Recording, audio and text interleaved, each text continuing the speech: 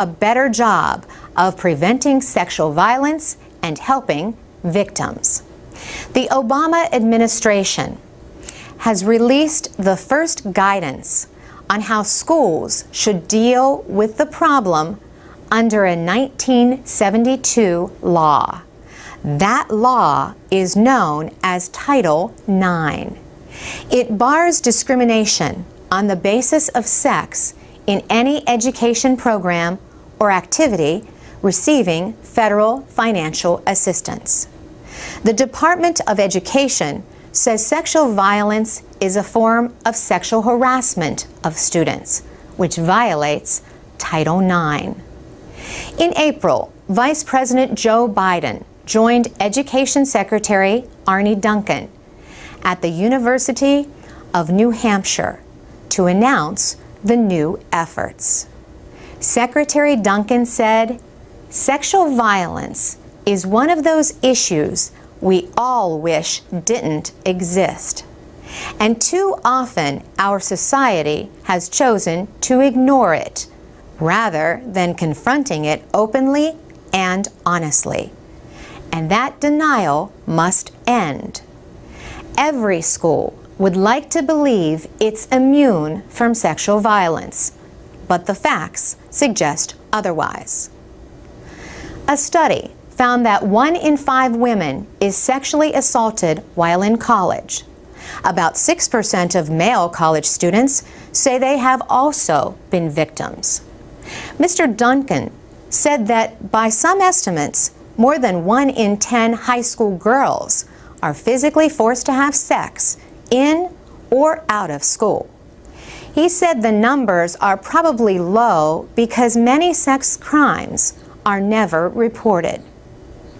In one recent school year, public schools reported 800 rapes or attempted rapes and almost 4,000 other cases of sexual violence.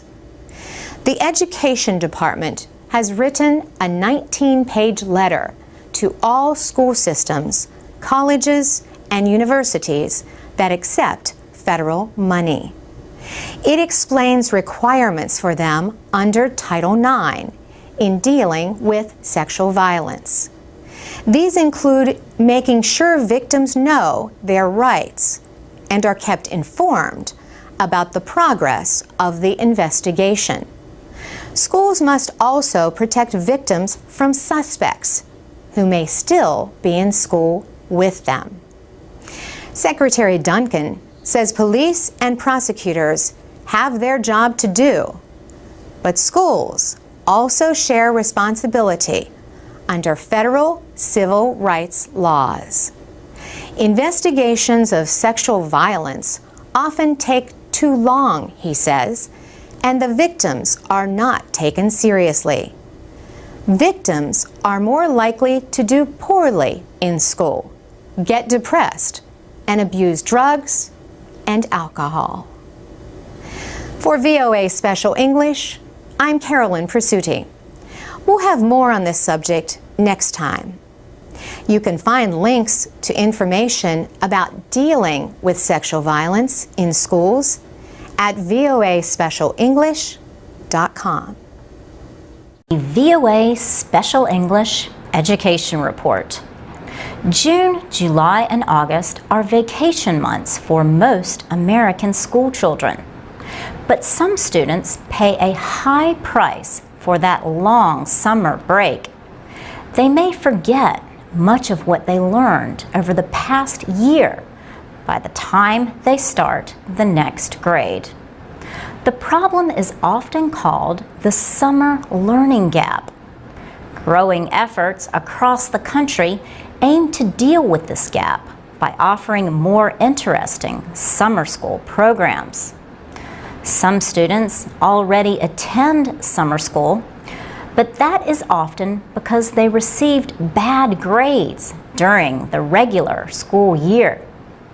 At Bushman Elementary in Dallas recently, students read out loud about communities in a 3rd grade social studies class. But the 9 and 10-year-olds were also studying art.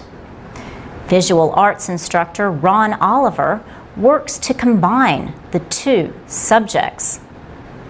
The kids that never get it, he says, like the 30% that always struggle on testing, they thrive in this kind of atmosphere. Ron Oliver says some kids just learn differently. In addition to reading, the students express themselves in picture form by drawing community scenes. One boy told us he was expressing his feeling through drawing. "You only use the pictures," added one girl. She said pictures can tell the words for you. "You don't need words," she said. Their teacher is Gloria Pegram. She has taught elementary school for 15 years. She says art helps with memory. Gloria Pegram says teachers even try to be creative with math. She says teachers try to use a hands-on activity whenever possible to help students remember better. Gloria Pegram says students who do not take summer enrichment classes often need to relearn lessons when they return in the fall. This is especially true of low-income students. They are less likely, for example, to live near public libraries offering books to read and special summer reading programs. Ed Pauley is Director of Research and Evaluation at the Wallace Foundation. The nonprofit group has invested $50 million to study which programs work best to prevent summer learning loss. Ed Pauley says poor kids can lose as much as 3 months of learning over the summer. He says one promising method has been to include art in summer programs. Ed Pauley told us teaching through the arts gets kids excited about being in school every day. And the arts use reading and math, so they are a great way to tie together learning experiences. For VOA Learning English, I'm Laurel Bowman. Is the VOA Special English Education Report. The National Park Service in the United States will mark its 100th anniversary in 2016.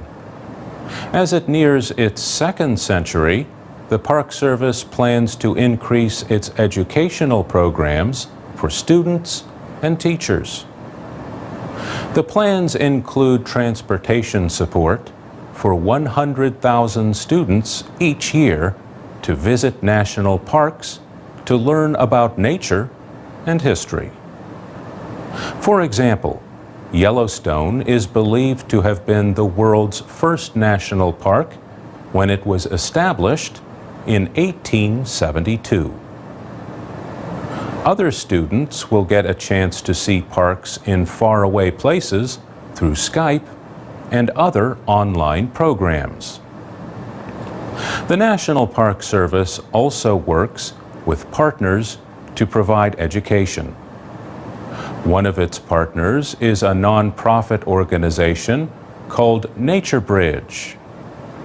NatureBridge is celebrating its 40th anniversary and says 1 million young people have taken part in its programs. The organization works with students from kindergarten through 12th grade and uses national parks as its classrooms. It provides field science programs at Yosemite National Park and 4 other locations in California and the northwestern state of Washington. Now, NatureBridge is launching an East Coast Center with a $4 million grant from Google. The program will begin in April at the Prince William Forest Park in Virginia. Students stay for 3 to 5 days in NatureBridge programs. The activities are aimed at developing their science skills. For example, they learn about different soils and study water quality under a microscope. Jason Morris is Executive Vice President of NatureBridge. He says when they are not sleeping, eating, or in a laboratory, the students spend their time outdoors. Julia Washburn is Associate Director of Education and Interpretation for the National Park Service. She says in a time of budget cuts, the agency has to find ways to still meet its goals. We are not likely to get a lot of money in this current economy. This is about doing different work with the money that we have and redirecting resources into it. Ms. Washburn says one of the most important services that the Park Service provides every day is nature interpretation. She says interpretation is a form of informal education. So park rangers are interpreters.